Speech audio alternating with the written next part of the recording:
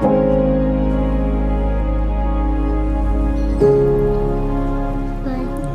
does it hurt? No, I didn't feel it like that. Okay.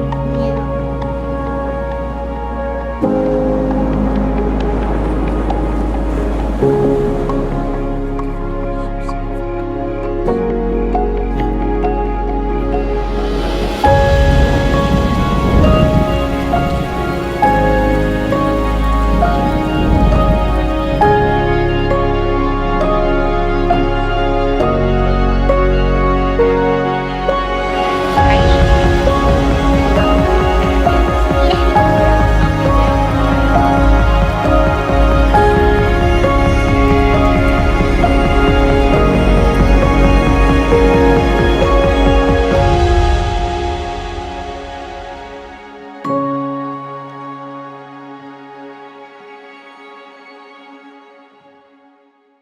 Welcome back to Solid Ground. This week we're taking a look at the second commandment. Second commandment reads this way: You shall not misuse the name of the Lord your God. Remember last week we talked about the idea of the first commandment, the prohibition against having other gods.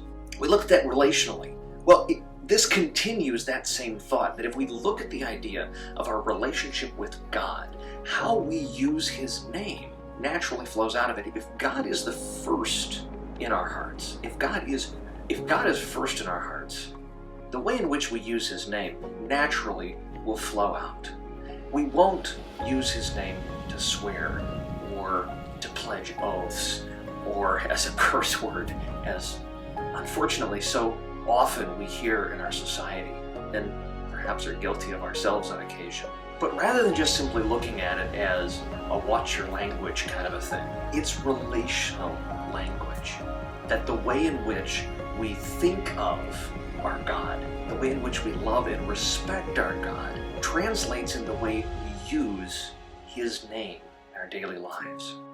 The way I love and respect the members of my family impacts the way in which I use language and talk about them. Now, at times, do we as family members irritate each other, and maybe we say things that, upon reflection, shouldn't be said. It's a difficult part of sin. This applies the same way when we wrestle with our own relationship with God, as we struggle with how we place either ourselves or God in the center of life.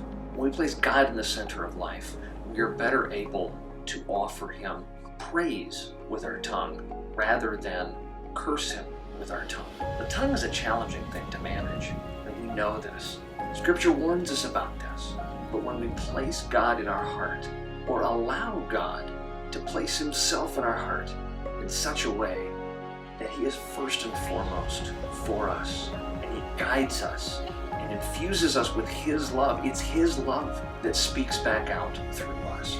That's, once again, a solid ground upon which to build our faith and to be family together. God bless.